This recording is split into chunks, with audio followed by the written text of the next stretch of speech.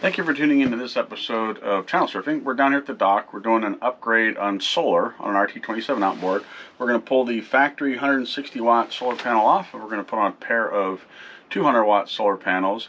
And I did this video about a year and a half ago when I did my own boat.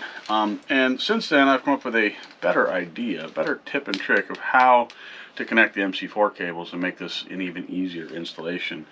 So without any further ado, let's get started. Close your eyes, hear the voice within, call it this heavy. Alright, so for connecting solar to the boat, the solar panels are going to come with these MC4 connectors. These are a waterproof style quick disconnect connector. It's really all the MC4 connectors are. There's a male and a female connector. The new solar panels come with solar wire and MC4 cables. In English, the solar wire, it's 6mm solar wire, which is basically about 10 gauge wire. The insulation is twice as thick as normal 10 gauge wire would be, and that's important because to crimp an MC4 connector onto a cable, it has to be solar wire, otherwise the back end won't actually seal, because 10 gauge wire is actually skinnier than 6mm solar wire is, and then water would be able to get in through the back, and that's obviously what we don't want waterproof connections, right? So before I bought a kit to be able to crimp the MC4 connectors on, but that requires that you have solar wire to do it on, and you may or may not have that. So what I did was I said, well, if I go down and I buy just a 3-foot extension for that, it gives me a male and a female on each end, right, for the positive and the negative. So what we're going to do is I'm going to cut these in half, because if you look at the end of the connectors, being male and female, they're labeled positive and negative. So I look at the connector, it's got negative on the connector, it's the female side, and it's the black cable. And then the other side's positive and red, right, for that. So on the boat side, it needs to be the inverse, because you're going to take the positive from the panel to connect in for the male-female connection, right? So it's much easier to turn around and buy a 3-foot extension, cut them in half, then just do a 10 gauge butt splice, right, to the wires that come out of the back of the boat to the cable, and then heat shrink the whole connector. Then it's waterproof.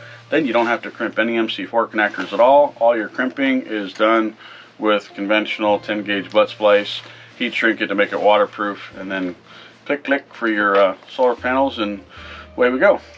That's what we're going to do today, so let's go get started.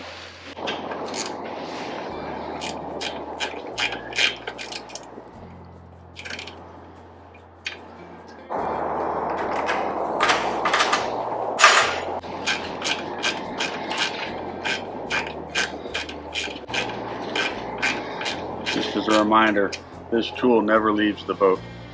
Hard to get at spaces like this. The new Gemini clamps we put on are much easier to work with than this, but they're also much more expensive than these types of brackets. Get a wrench on the back side to keep the nut from turning.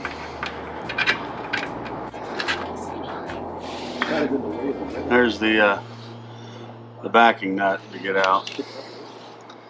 2 of them, 4 of these brackets to do. So this is the worst part of the whole job right here.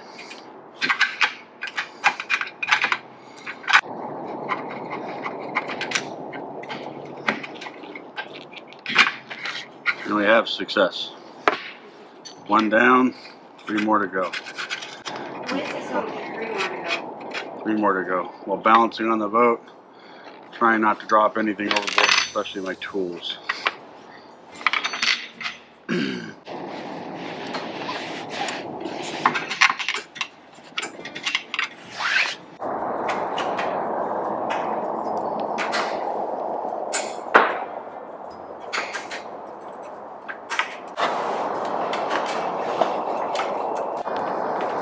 Anything you want to say? I hate the factory clamps. Just go on the record with that. Sorry, Andrew. 2 screws. If I had to guess, I would say the factory, they don't work this hard. I'm sure they don't. They probably have this thing upside down on the ground, mount it, flip it right side up, and then put the bars onto the boat. I bet money that's how the factory does this. Ta-da!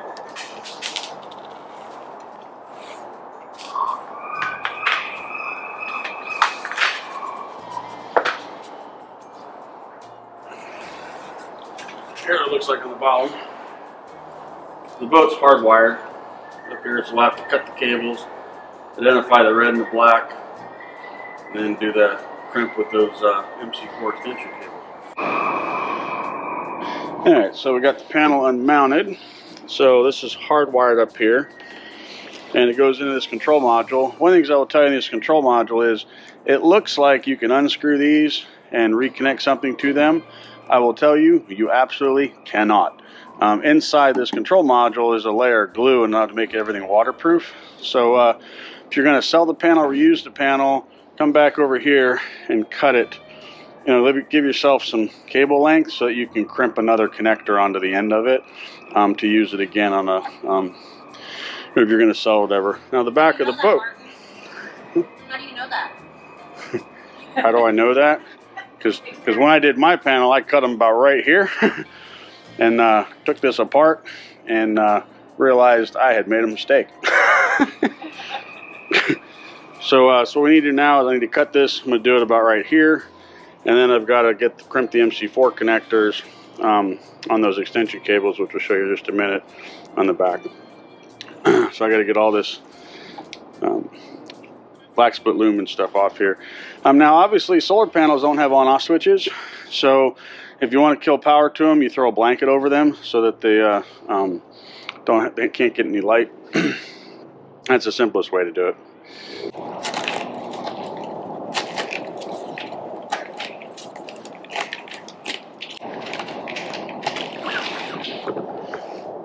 And there you can see the red and yellow 10 gauge wire going up to the panel.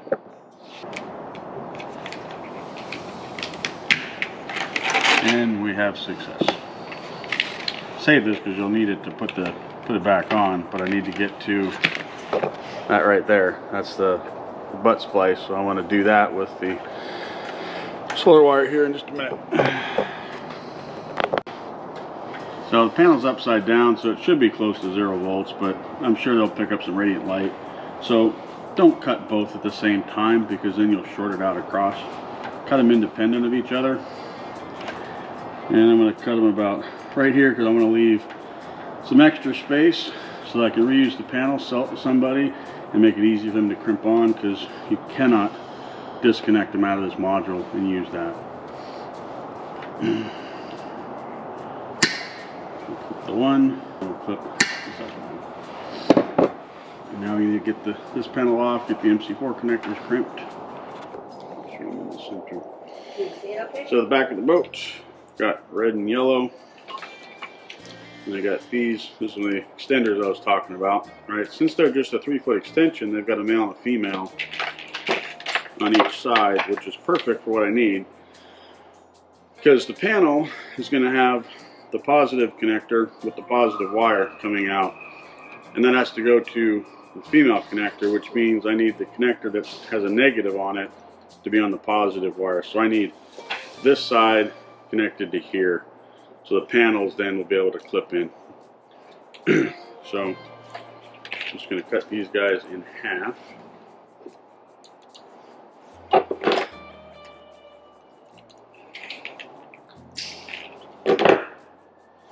And you got to pick the correct half. So where it says negative in red and positive in black, that's the ones that go to the boat. And they use black, remember it really should be yellow in the boat. So I've got yellow heat shrink to go in the 10 gauge connector.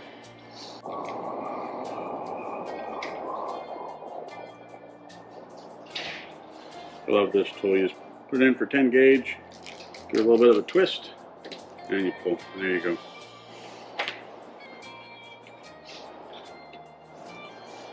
Take the connector.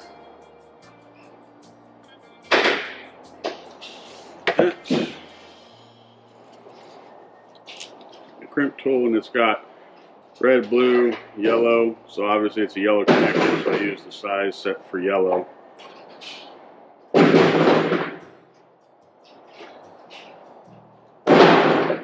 That's my noisy neighbor doing a bunch of work today too.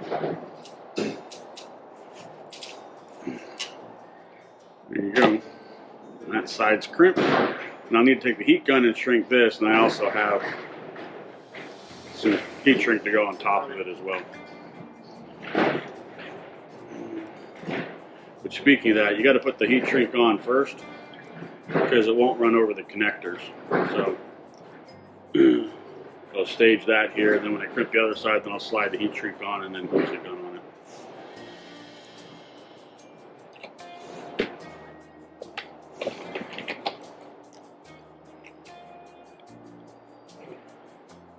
Get right in there.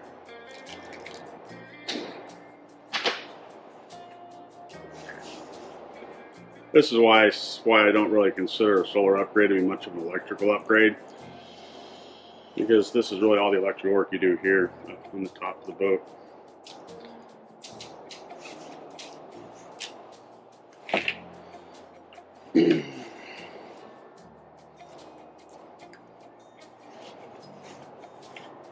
Out of the way.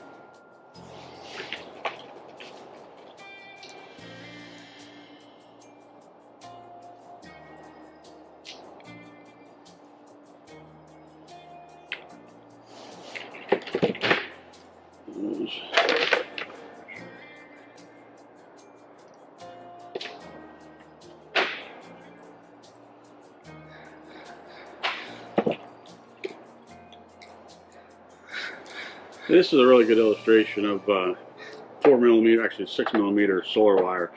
So solar wire, 4mm solar wire is about the same gauge as 10 gauge. The difference being the outer jacket, the insulation is much thicker, right? And it's that thicker insulation that if you use 10 gauge wire on an MC4 connection, water will be able to leak in through the back. That's why these MC4 connectors really have to be on solar wire for it to work right. And just like that, we'll do a butt connection.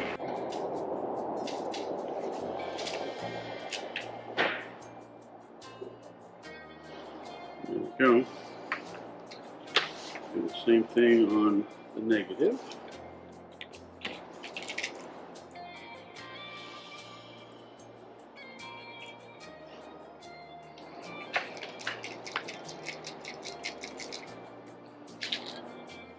Do the two panels come with two connecting wires? No.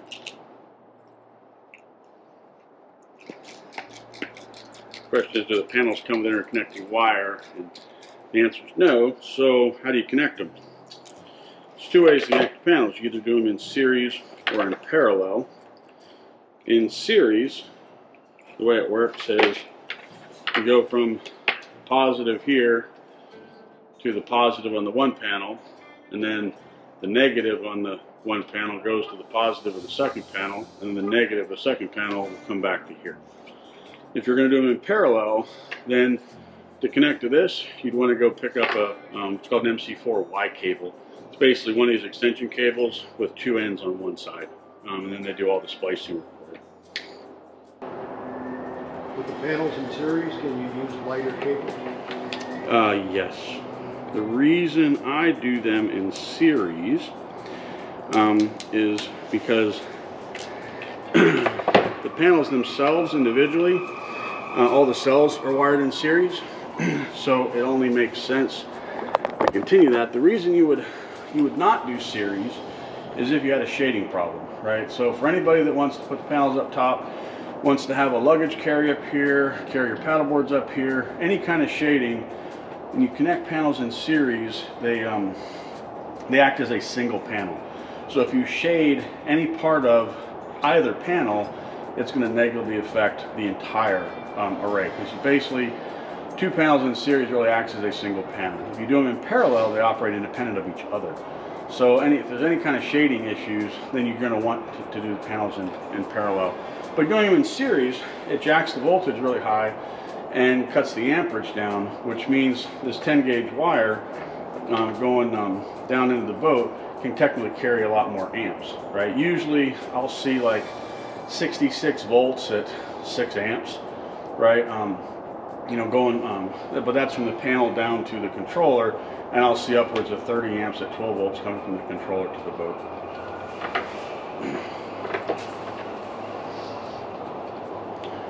Alright. Now I'm ready for the heat gun. Alright, so now we got this heat shrunk. Now I'm just going to seal the entire connector.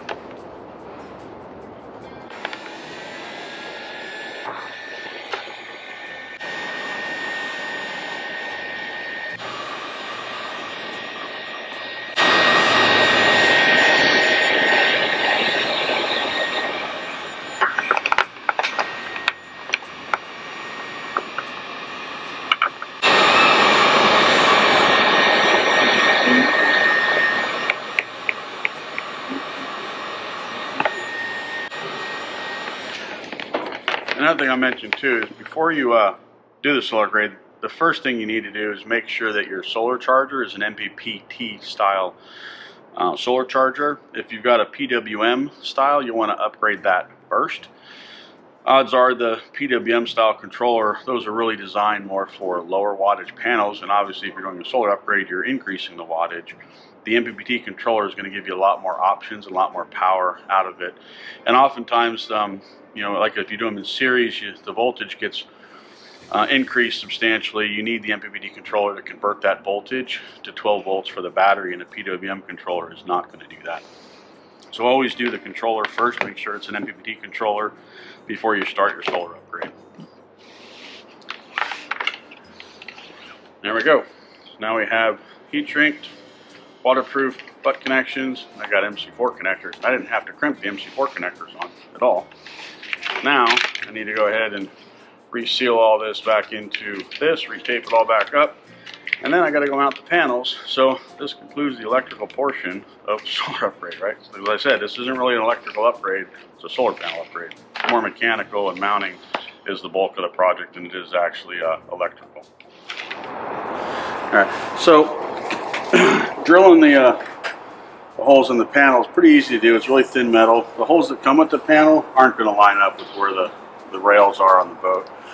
So measure 3 times. You measure from here to here. You measure from here between the two in front. Double check all the measurements. The Ranger Tug bars are 42¼ inches apart. You want to double check that. There might be some variances in it, but it's roughly right at 42¼ inches separate space. It's one hole, it's 1/4 inch hole that gets drilled. Then hex bolt goes in through. I use blue Loctite on the bolts as well. And you leave these out so the hinge is flat. And this is really important. I take the bolts and the nuts out of this so these will hang loose. Because the panel's upside down, when I flip it right side up, these are going to want to hang open, and it makes it real easy just to set them on the bars up top. So it's, you know, if you get the measurements right, the first one, like I said, you want to measure it, distance between the 2 bars, and do the one panel, set up to make sure it works. But real easy when all of them will just flip open, and then you just drop the panel right on. So also make sure that they all open the same direction, right? So they're all in one direction. And it makes installing the panels actually really easy. These Gemini brackets are actually really cool. Plus the fact that they're higher up off will let me open up the aft hatches a little bit more as well. So if it's raining out, the aft hatches are fully covered by the solar panels, so you can still get airflow and stuff like that even in the pouring down rain. Kind of nice. And with that, now to go throw the panel up on the top of the roof.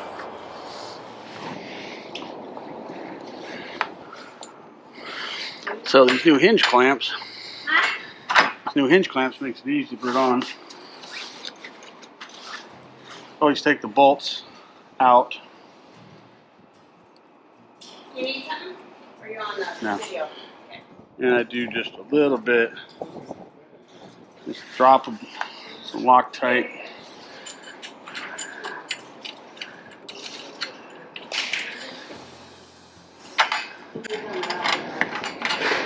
When doing this work with the solar panels, it really helps to have somebody who's off the boat just to hand you stuff. It's so hard to get up and down on the boat. The good thing with these is you don't need a backing wrench. There you go. That's how you do the new clamps. Way better than the factory clamps.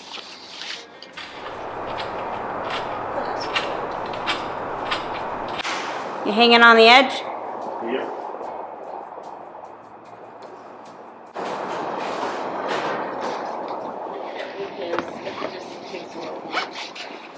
We do what? Oh, nothing. We're just chit-chat. Okay. Got it? Yep.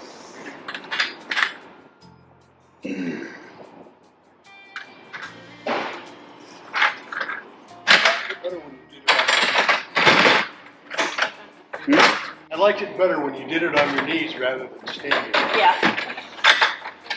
Oh, more comfortable with that.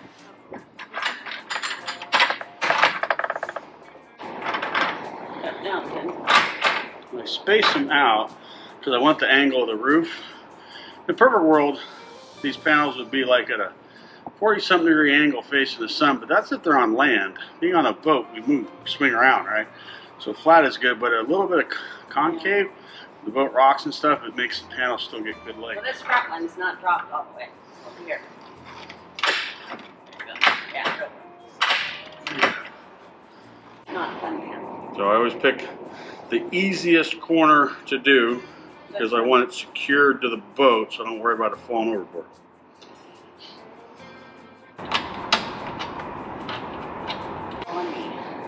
Having a jacket with zippered pockets is pretty useful too. Losing any. Nothing needs to be plugged in first. Huh? Nothing needs to be plugged in first. Nah, I plug everything at the very end. Just check. Because they're all quick disconnects now. All the electrical's done, right? There we go. Gotta go. So now she's not going to go anywhere. So now I can take my time on the rest of them, not worry about losing it overboard.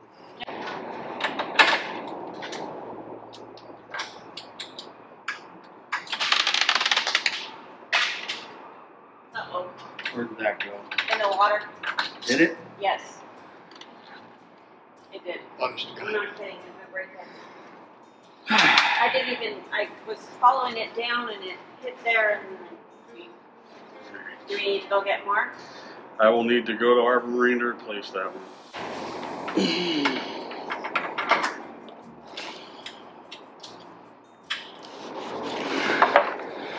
So how do we interconnect the cables? So the boat now has positive and negative. Positive with a female connector, negative with the male.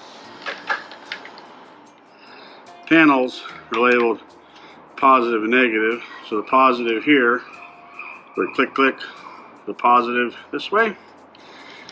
And then to interconnect the panels, I'm going to go from negative to positive, which would connect that way. And then to complete the circuit, I'm going to go negative back to negative to the boat. And this goes from the boat positive to this panel. That panel runs negative to positive to this panel, and then negative back to the boat. That connects them in series and makes the panels act as a single series.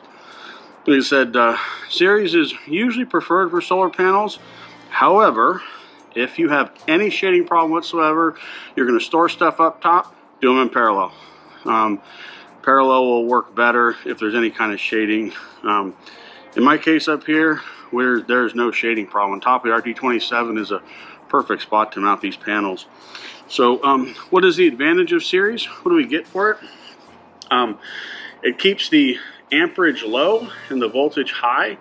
So like I said, we'll see about 60, 66 volts coming from the solar panels down to the controller, and that'll be at most about 6 amps. Right, so that means there's not a lot of heat loss in the cable from here all the way back to the controller, which is a fairly long cable run, and it's only 10 gauge cable. I didn't want to have to run bigger wire. 10 gauge will handle up to about 30 amps, depending on the distance you run it. So this way I get most of the power from sun, will make it down to the controller. and keep those amps low so there's not a lot of resistance, there's not a lot of heat generated on the wire. Parallel would double the numbers. If you did them in parallel, then I wouldn't be able to connect them this way. I'd have to use an MC4Y splitter. So I still wouldn't have to, I still could only, even if I did them in parallel, I could still use the same 2 wires in the back of the boat. What you would do is you'd have a MC4Y cable which would connect to the positive and give you 2 positive connections and then 2 negative connections, and then you would just plug them into each of the 2 panels, right? And that's how you do them in parallel. So you still don't need to run any extra cable. It would double the amps on the wire, which, you know, these are roughly 24 volt panels a piece. So the amps would be 6 amps. So if you did them in parallel, you'd be looking at about 12 amps from here down to the controller, which is still well within spec of the 30 amp of the 10 gauge wire. So either way actually works well. So let me connect all these in. How quick this connects. 0 positive,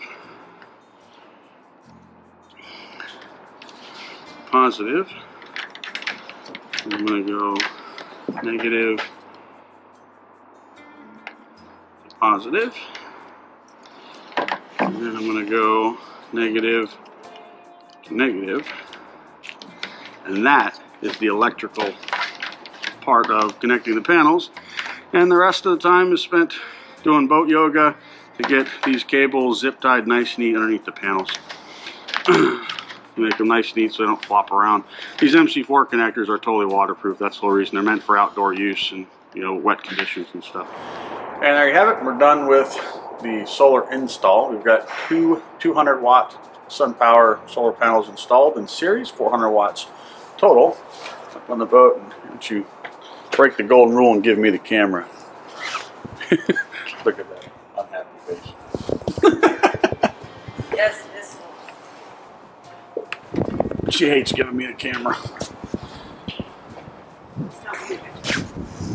Screen. I know, I gotta stop moving when I talk. Alright, so here's the panels. Port and starboard panel connected in series. So it actually acts as a single 400 watt array. Fits really good on the boat. No shading problem. The mast is all the way up here, up in front, so there's not really any shade that hits it. Maybe from the VHF antenna, but I have this set up in my own boat and I've not had any issues at all with it. Works really well. And incidentally enough, this is where we get most of our electrical from, is solar actually on our boat, not from engine charging. And with that, thanks for watching. And if you like this video, please be sure to click that like and subscribe button, as it really helps out a lot. And tune in and watch another video right here. If you enjoyed watching this video, click the screen to watch another.